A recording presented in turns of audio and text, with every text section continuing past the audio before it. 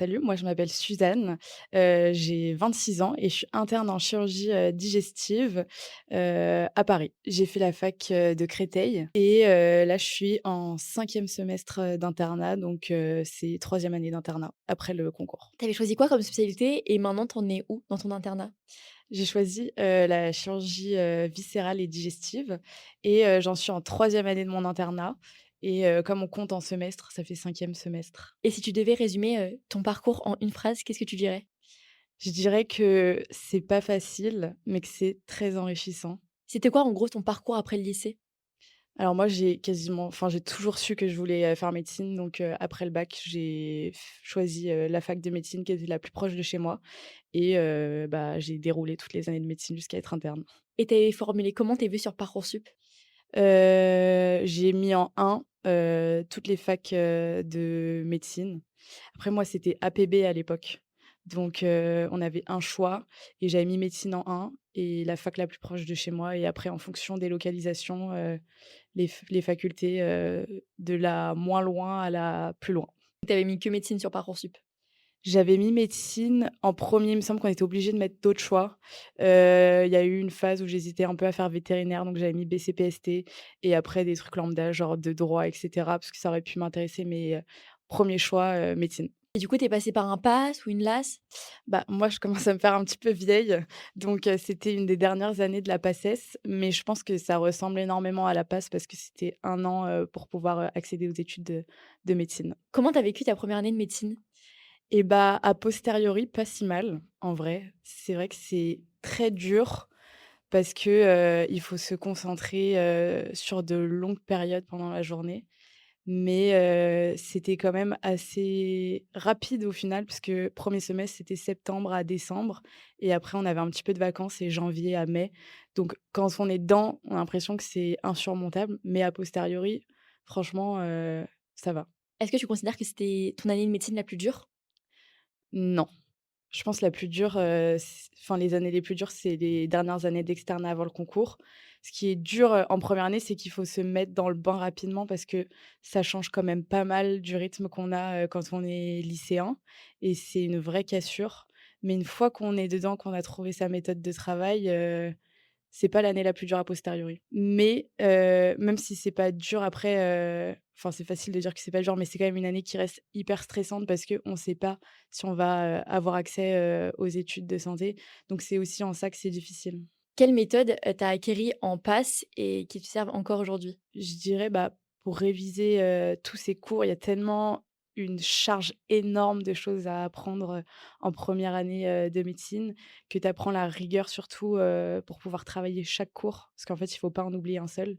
Je dirais et donc bah, la méthode de travail en général, c'est là que tu apprends vraiment un peu ton type de mémoire, comment travailler, comment est-ce que toi, tu arrives à apprendre tes cours. Parce que chaque personne a une méthode de travail qui est différente et une manière, d'apprentissage qui est différente. Je dirais qu'il y a pas une seule, méthode qui est gagnante pour réussir la première année.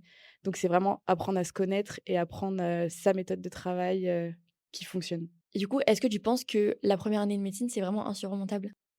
C'est une idée reçue que pas mal d'étudiants ont. Et moi, je me disais que, il y a des gens qui ont réussi à être médecins. Donc en fait, c'est que tout le monde peut réussir, c'est à nuancer. Mais en fait, c'est pas insurmontable. Il y a des gens qui ont réussi, donc forcément, si toi, tu as envie de le faire, c'est surmontable. Est-ce que tu aurais un conseil pour réussir PASS, LAS? Je pense qu'il faut beaucoup de détermination et de motivation parce que c'est ça qui fait le gros travail sur l'année, c'est de rester motivé. Comment tu as vécu ta deuxième et troisième année après le concours de médecine? Bah, franchement, c'est un soulagement. C'est là que tu rentres vraiment dans l'ambiance de la fac, des études de médecine, un peu comme tout le monde en entend parler, où il y a les soirées, les fêtes, tu rencontres plein de gens et cetera. C'est vraiment hyper sympa. Après, bon, il faut pas oublier de travailler parce qu'il y a quand même des cours, des examens, mais c'est vraiment des années où tu peux souffler un petit peu plus après ta première année qui a été, difficile et hyper stressante et aussi où tu poses des bases sur l'apprentissage, de la physiologie du corps humain. C'est pas les années où tu vas apprendre les maladies, comment les traiter, mais c'est là où vraiment tu découvres le fonctionnement du corps humain. Donc c'est à la fois, enrichissant sur le plan social parce que tu rencontres plein de monde et c'est là que tu vis un peu une vie, post-bac et en même temps tu commences à rentrer dans les études de médecine. Et du coup, à quel moment la chirurgie a commencé à t'intéresser?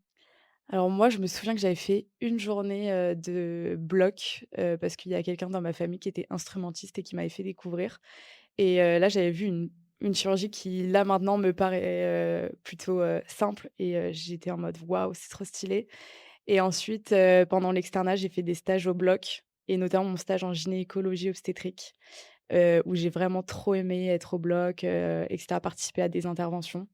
Et ensuite, de fil en aiguille, j'ai fait plusieurs stages, dans des services de chirurgie et c'est là que je me suis dit que c'est ça que je voulais faire. Comment t'as préparé les EDN et les échos? Alors, bon moi déjà, j'étais la dernière année à passer l'ECN et pas l'EDN, mais bon, c'est p à peu près la même chose. C'est, le gros concours, qu'on a en sixième année. Donc moi, je l'avais passé en fin de sixième année et maintenant c'est en début de sixième année et ce concours, selon ton classement, sur, tous les étudiants en sixième année de médecine de France, il te permet, de choisir ton ta spécialité et ta ville. Donc c'est hyper important. Et je l'ai préparé, bah, en bachotant tous les cours. En fait, on a énormément de livres, qui font, entre 300 et 600 pages pour certains et c'est un livre, par, organe ou par, «spécialité» entre guillemets, cardiologie, pneumologie et cetera.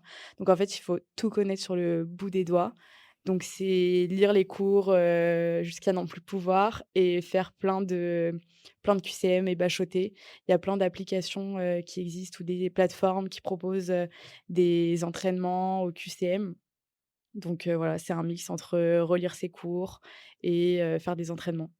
Et ensuite les écos, c'est, un examen, à l'oral, hyper stressant parce qu'on a plusieurs stations et on a 7 minutes pour lire un cas clinique et le résoudre, devant 2 jurys. Et bah, moi, il était pas classant quand je l'ai passé, mais il était validant pour, mon année, donc je l'ai quand même un peu travaillé et bah, en fait, il faut connaître ses cours sur le bout des doigts et en fait, tu te rends compte que c'est une autre manière d'apprendre parce que, à la différence de l'examen à l'écrit où tu réponds juste oui ou non à des QCM, là, il faut pouvoir expliquer ton cours. Donc en fait, c'est là que tu vois qu'il faut savoir, recracher un peu ton cours et savoir l'expliquer et bah, je m'entraînais en faisant des entraînements sur maintenant, il y a plein de livres, qui sont disponibles avec, des cas, des causes qui sont déjà tombés ou imaginés par des étudiants. Et je pense aussi ce qui est important pour réussir les échos, c'est, la présence en stage quand tu es externe. Parce qu'il y en a, quand ils sont externes, ils voient pas trop l'intérêt d'aller en stage, le contact avec les patients et cetera. Mais quand on apprend à parler, aux patients quand on est externe et bah, ça aide aussi beaucoup, je pense, bah, à l'oral parce que c'est des mises en situation, en fait. Quel type d'organisation personnelle t'a le plus aidé pendant ton externat? Alors moi, quand j'étais externe, on allait, en stage tous les matins.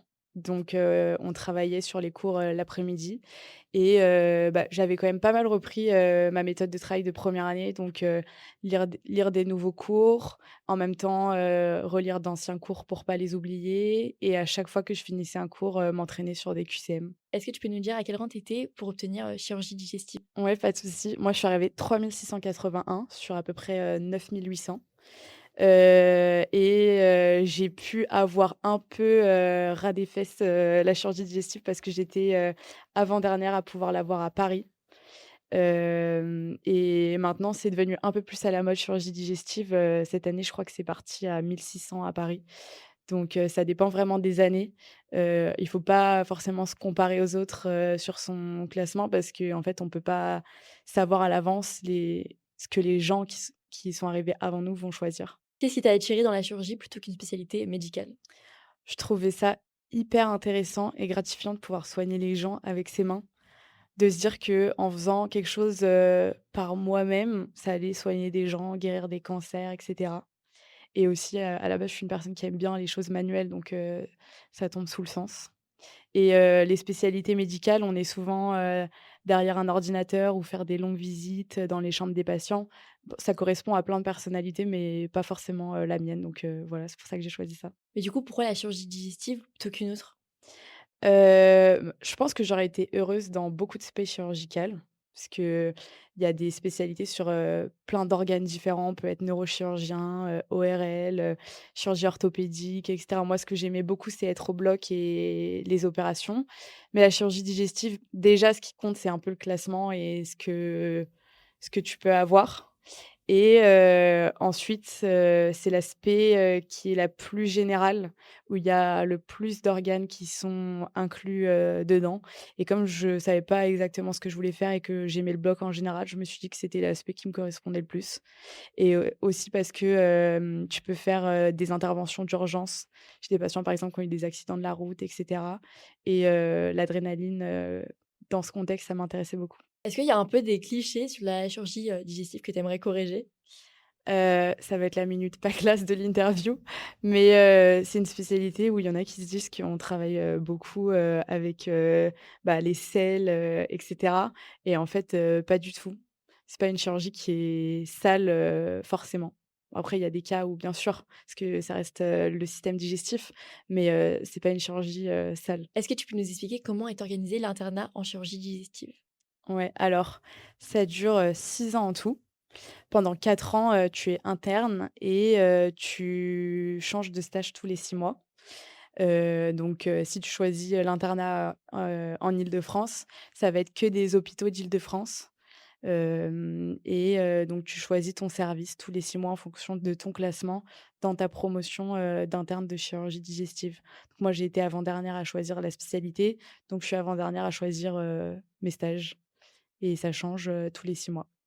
Et après, il y a la possibilité aussi de faire des inter-CHU, ça s'appelle, ou si par exemple on est hyper intéressé, d'aller voir ce qui se passe, à Lille, à Marseille, à Bordeaux, on peut faire une demande pour aller, 6 mois dans une autre ville. Ensuite, on est docteur junior, donc c'est les 2 dernières années, de l'internat, où là on choisit un service où on va rester 1 an et on a, un statut un peu entre interne et chef. Ça dépend, de l'organisation, des services, mais on peut commencer à faire des gardes où on est le chef de garde, on est le chirurgien référent. Et du coup, à quoi ressemble une semaine type pour toi? On arrive à l'hôpital à peu près à 7:30. On fait la visite des patients tous les matins et souvent on a des réunions pour parler, des patients qui sont hospitalisés et ensuite, pendant la semaine, on a des journées où on est au bloc opératoire. Souvent, ça dépend des stages, 1 à 3 journées par semaine, de bloc et le reste du temps, on doit s'occuper des patients qui sont hospitalisés, demander des examens complémentaires, aller voir s'ils vont bien, gérer les cicatrices, participer à des réunions ça s'appelle des RCP, c'est des réunions où il y a plein de spécialités différentes. Par exemple, des oncologues, des radiologues, si on fait, des RCP sur, des cancers et on fait des gardes aussi de temps en temps, une fois par semaine.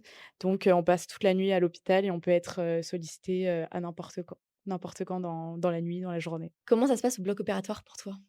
Quand on est interne en chirurgie, on est autonomisé de plus en plus selon, les semestres et les années, d'ancienneté. Donc au début, on aide le chirurgien, on tient les écarteurs, mais on participe à toutes les interventions et de plus en plus, ils nous laissent faire quelques gestes, voir des opérations, qui sont, atteignables, selon notre niveau. Et donc les principales difficultés que tu as rencontrées à l'internat, c'est quoi? L'internat, c'est difficile parce que, on a plus de responsabilités quand on est externe et on passe beaucoup de temps à l'hôpital. Il y a quand même un petit peu de pression, même si c'est pas la même que l'externat et je dirais la fatigue. Et est-ce que tu arrives à gérer ton équilibre entre vie personnelle et vie professionnelle? J'essaye un max de la gérer parce que, si je vois pas mes potes pendant longtemps, après je déprime donc dès que j'ai du temps libre, j'organise plein de trucs pour sortir et cetera. Surtout l'internat de chirurgie, on passe, beaucoup d'heures debout au bloc, ça peut être, un peu fatigant donc c'est facile de rentrer chez soi et juste de dormir. Mais après tu vois plus personne donc c'est vraiment faisable d'avoir une vie, perso et une vie sociable, à côté mais ça demande un peu d'organisation. Comment tu es évaluée tout au long de ton internat? Il y a, des évaluations de demi-stage. Comme ça dure 6 mois, les stages, on peut avoir des évaluations, au bout de 3 mois pour qu'on dise est-ce qu'il y a des soucis ou pas. Après, c'est plutôt informel, hein, on te demande comment ça se passe dans ton stage, quelles opérations tu as pratiquées tout seul, et cetera. Et sinon, en chirurgie digestive, en tout cas, à la fin de la deuxième année, on a un petit examen, écrit avec des QCM et par contre, le gros examen, c'est à la fin des 4 années, juste avant de devenir docteur junior, où là, on a un écrit avec un oral sur un cas clinique. Et il y a aussi une formalité à passer, c'est, pendant l'internat de passer sa thèse. Donc on te donne un sujet et tu dois participer, ça peut être, une étude, scientifique et avec un oral à la fin pour soutenir sa thèse et ça, c'est obligatoire pour devenir docteur. Quelle place occupe la recherche dans ton parcours? C'est une question super intéressante parce qu'en fait, quand on est médecin, on peut continuer à faire de la recherche ou on peut être chercheur. Donc moi, ça m'intéresse beaucoup, de faire avancer la recherche. Donc en fait, quand tu es interne, tu peux, aller voir, des chefs de service ou des chefs à l'hôpital et leur dire que tu veux participer à des projets et ils te mettent, sur des études, donc tu participes, à ça et après, si ça devient plus concret et qu'on a envie de devenir vraiment, chercheur, on peut faire, un parcours universitaire pour devenir professeur et participer, de manière encore plus active à des recherches. Et du coup, c'est comment l'ambiance générale dans les services? En vrai, l'internat de chirurgie, c'est trop bien parce que comme on passe beaucoup de temps, à l'hôpital, on est hyper proche, de ses co-internes. Enfin, moi, j'ai la chance d'être tombée, sur des co-internes qui étaient, trop sympas, avec qui je me suis hyper bien entendue. C'est devenu des amis et pareil, les chefs, quand on fait des gardes de 24 heures, avec eux, bah, en fait, tu apprends un peu à connaître, tout le monde donc bon, ça reste professionnel mais l'ambiance, c'est une ambiance plutôt d'entraide, et on vit un peu tous la même chose, c'est des moments difficiles, mais qu'on vit ensemble, donc ça rapproche. Et du coup, tu te vois où dans 5, 10 ans?